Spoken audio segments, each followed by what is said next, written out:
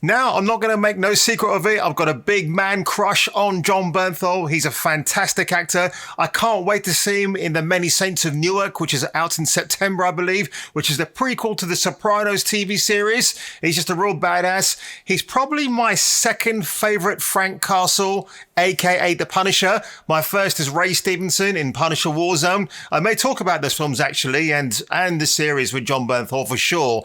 But in seasons 1 and 2 of The Walking Dead, as Shane Walsh, he was absolutely mind-blowingly so great. And this was just a short interview I saw online, and this is my first time watching it, so I don't know how I'm going to react to the questions or what he's going to say in this quick interview. But like the title says, I'm extremely grateful that I got killed in The Walking Dead. Yeah, I can probably see what he means. I guess as well that actors have a close relationship with the writers of a show or a film, and in this case, Frank Darabont. I'm only guessing. I don't know any hard or cold facts. I'm just throwing my 10 cents out there, but I believed Bernthal had a very close, cool relationship with Darabont. Frank Darabont is awesome anyway, so without him, we wouldn't have got this TV series. But without further ado, let's just watch this, and I'll give you my thoughts right after. Wow, Bernthal, you handsome mofo.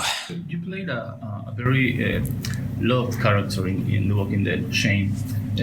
And sometimes it's difficult to let go a famous character for an actor. Do you think has it been hard for you to do that? Because I think we forgot Shane with The Punisher, for what I've seen in the first episode of Daredevil. Thank you, man. I don't know. I mean, if it's difficult, if what you're saying is it difficult for an audience when they're so familiar with Shane? Are they just going to see Shane being the Punisher? I don't know. I hope not. I think The Walking Dead was an unbelievable experience for me. Some of my best friends in the world are people that I did that show with. I'm still enormously close with them. We're a family, and we always will be. And that to me is the treasure of working on that show. I had an enormous opportunity there because it was a very well-arched character. It had a very clear beginning, middle, and end. Then the show exploded in popularity, so a lot of people know it.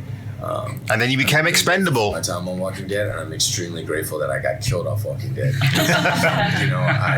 I've been able to have so many unbelievable experiences in film since then, and work with such unbelievable actors and directors and crews, and go to places and meet people, and it's been just unbelievable since my time on Walking Dead, and again I'm really grateful for it.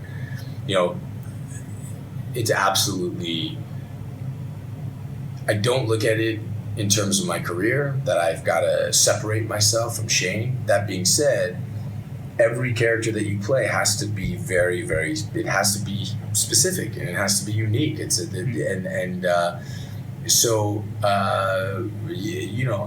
hoping that when people see my work, my goal is to be the kind of. He was in Baby Driver. Wow, that's the same guy. Oh shit, that's what I want. I that's the goal. I want to. Yeah, I think if you tell each character's story as truthfully as possible, they'll each be very unique and very different. And for me, I can't do anything about it. If they look and they see Shane, I'm sorry, it's my face. I can't do it. But it's a very beautiful face. That's certainly not what I want. Okay, so like I said, it's a short but sweet little interview. I'm grateful for the person who uploaded this on their channel on YouTube. What I'll say, I'm going to rewatch seasons 1 and 2 of The Walking Dead. I'm actually going to start season 10 very shortly. I may talk about The Walking Dead, but I'm tying that into a video game review I'm planning later on in the year, which will be interesting. The one criticism I do have of Mr. Bernthal, I wish he would have bigger roles in movies. I think, let me see, it was The Accountant with Ben Affleck. That was a pretty sizable role. I know people were nicknaming it Batman vs. Punisher, which is actually quite cool. Good twist in that film as well. If you've not seen it, in fact, I will be talking about The Accountant at some point as well, for sure, because I've got a different spin on that movie that I don't think many people kind of realize. And apart from The Punisher, which he was really, really good in, I loved. It's such a shame that the way they concluded season 2 with him and Jigsaw, that could have been a bit more. I wanted to see that a bit more fleshed out. And Micro, where the hell was he, man? Because I love the dynamic with him and Micro in season 1. That was awesome. But then you have films like, and I'm trying to think of the title now. I'm probably going to have to edit this bit because I'm getting another brain fart moment right now. The Wolf of Wall Street. That's it. I don't think he was in that film that much either. And like every time I see his name in the credits, I'm like, oh my God, he's going to be like a major. Well, of course, but then you look down at the IMDb credits and he's like, oh, he's like character number 6. So he's not going to be in the film that much. So Jon, if you ever get to see this video, somebody shows it to you, please, dude, just give us some bigger roles in movies because he's a phenomenal actor. He really is. And I think he used to be a boxer as well, or he did that because he's kind of got that boxer's face. But goddamn, man, that dude is just a whole boxer handsome. But that's my quick reaction to this video of Jon talking about his experiences on seasons 1 and 2 of The Walking Dead.